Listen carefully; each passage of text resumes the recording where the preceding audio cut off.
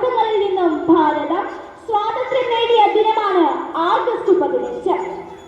British അടിച്ചമർത്തലുകൾക്കെതിരെ പോരാടി സ്വാതന്ത്ര്യമെന്ന ഭാരതീയരുടെ അവകാശം തിരികെ നേടിയെടുത്തതിന്റെ ആവേശപൂർവമായ ഓർമ്മ പുതുക്കലാണ് ഓരോ ഓഗസ്റ്റ് 15. നീണ്ട കാലത്തെ യാതനകൾക്കും പോരാട്ടങ്ങൾക്കും ശേഷം നേടിയെടുത്ത സ്വാതന്ത്ര്യത്തിന്റെ മരിക്കാത്ത ഓർമ്മ പുതുക്കലാണ് ഓരോ സ്വാതന്ത്ര്യ ദിനത്തിലും നാം അനുസ്മരിക്കുന്നത്. 1947 ഓഗസ്റ്റ് 15 ഓരോ ഇന്ത്യക്കാരനും സ്വാതന്ത്ര്യത്തിന്റെ അനന്തവിഹായത്തിലേക്ക് പറന്നുയർന്ന ദിനം, ഇന്ത്യക്കാരുടെ പുനർജന്മത്തിന്റെ ദിനം. ആ പുണ്യദിനം നാം ഓർക്കുകയും ആഘോഷിക്കുകയും ചെയ്യുമ്പോൾ ഭാരതത്തോടുള്ള കൂറും സ്നേഹവും നമ്മിൽ പ്രകടമാകുന്നു. നാം ഇന്ന് അനുഭവിക്കുന്ന ഈ സ്വാതന്ത്ര്യം അനേകം പുണ്യാത്മാക്കളുടെ കഠിനാധ്വാനത്തിന്റെ ജീവത്യാഗത്തിന്റെ ഫലമാണെന്ന് നാം ഒരിക്കലും വിസ്മരിക്കരുത്. വിദേശ ശക്തികളുടെ കരങ്ങളിൽ ശ്വാസം മുട്ടിക്കഴിഞ്ഞ ഭാരതം സ്വാതന്ത്ര്യത്തിന്റെ അമൃതം നുകർന്ന മഹത്തായ സുദിനം. സ്വാതന്ത്ര്യത്തിന്റെ വിലയും അസ്വാതന്ത്ര്യത്തിന്റെ പീഡനങ്ങൾ നിറഞ്ഞ ഭാരതത്തിന്റെ പിന്നിട്ട നാളുകൾ ഭാവി തലമുറയിൽ കൊളുത്തിവെക്കുന്നത് പാരതന്ത്ര്യം മാനികൾക്ക് മൃതിയേക്കാൾ ഭയാനകം എന്ന കുമാരനാശാന്റെ വാക്കുകൾ രാഷ്ട്രപിതാവ് മഹാത്മാഗാന്ധിയുടെയും നേതാജി സുഭാഷ് ചന്ദ്രബോസിന്റെയും ജവഹർലാൽ നെഹ്റുവിന്റെയും ഓർമ്മകൾക്ക് മുൻപിൽ നമുക്ക് പ്രണാമമർപ്പിക്കാം.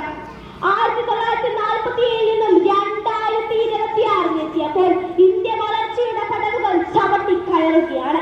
ശാസ്ത്ര സാങ്കേതിക വിദ്യകൾ, വിദ്യാഭ്യാസം, ആരോഗ്യം, പ്രതിരോധം എന്നിവയിലെല്ലാം ഇന്ത്യ ലോകത്തെ അതിശയിപ്പിക്കുന്നു. ചന്ദ്രയാനം, മംഗൾയാനം, ആദിത്യ എൽ വന്നതെല്ലാം ഇവയുടെ നേർക്കാഴ്ചകളാണ്.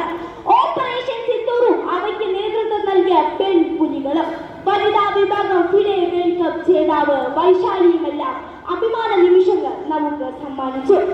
അഹിംസയിലും സത്യത്തിലും മുന്നിയ സ്വാതന്ത്ര്യമാണ് നമ്മുടേത്. എന്നാൽ ഇന്ന് നമ്മുടെ നാട്ടിൽ കൊലപാതകവും അഴിമതിയും സ്ത്രീധന മരണങ്ങളും തുടർക്കഥയാകുന്നു. യഥാർത്ഥത്തിൽ നമുക്ക് സ്വാതന്ത്ര്യം കിട്ടിയിട്ടുണ്ടോ എന്ന ചോദ്യം ഉയരുകയാണ്.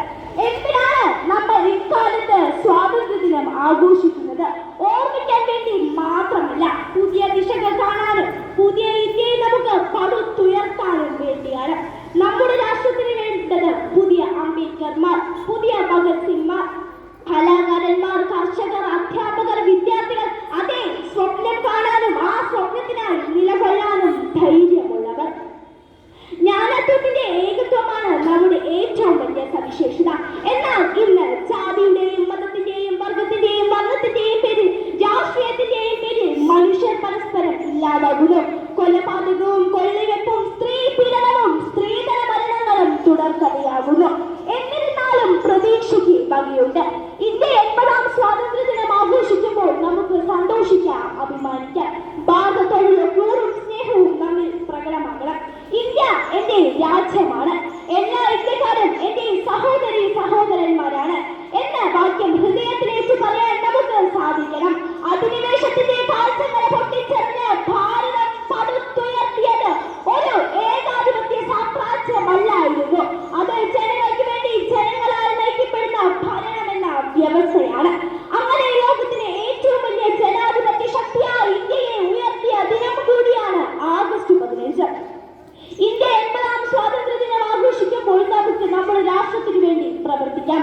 അമേരിക്കയുടെ മുൻ പ്രസിഡന്റ് ജോൺ എഫ് കെന്നഡി പറഞ്ഞതുപോലെ, രാഷ്ട്രം നിങ്ങൾക്ക് വേണ്ടി എന്ത് ചെയ്യുമെന്ന് ചിന്തിക്കാതെ നിങ്ങൾക്ക് രാഷ്ട്രത്തിന് വേണ്ടി എന്ത് ചെയ്യാൻ കഴിയുമെന്ന് ചിന്തിക്കുക. ഇന്ത്യ എന്റെ രാജ്യമാണ്, എല്ലാ ഇന്ത്യക്കാരും എന്റെ സഹോദരി സഹോദരന്മാരാണ് എന്ന 1000 വട്ടം പ്രതിജ്ഞ ചെയ്താലും നാം യഥാർത്ഥ ഇന്ത്യക്കാരാകില്ല. ദേശഗാനം പാടുമ്പോഴും ദേശീയ പതാക ഉയർത്തുമ്പോഴും വന്ദേ മാതരത്തിൽ മുഴുകുമ്പോഴും അവയെല്ലാം നമ്മുടെ രാഷ്ട്രത്തിനും സമൂഹത്തിനും വേണ്ടിയുള്ള മന്ത്രധ്വനികളായി മാറണം. നമുക്ക് നല്ല മനുഷ്യരാകാം. കവി പറയും പോലെ, ആണ്ടേക്കൊരിക്കലൊരു ഓഗസ്റ്റ് 15 നുണയേണ്ട മധുരമോ നീ ഭാരതം. ഇന്ത്യ നമ്മുടെ വികാരമാണ്, നമ്മുടെ ജന്മഭൂമിയാണ്. അഴിമതികളും ഭിന്നതകളും ഇല്ലാത്ത ഒരു ഇന്ത്യയാണ് എന്റെ സ്വപ്നം, നമ്മുടെ സ്വപ്നം.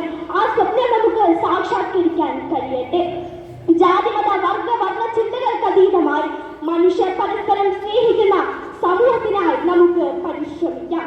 നേടിയ നേട്ടങ്ങൾ തുടരട്ടെ, പതിന്മടങ്ങായി ഭാരതം ചരിത്രയാത്ര തുടരട്ടെ. നന്ദി, നമസ്കാരം.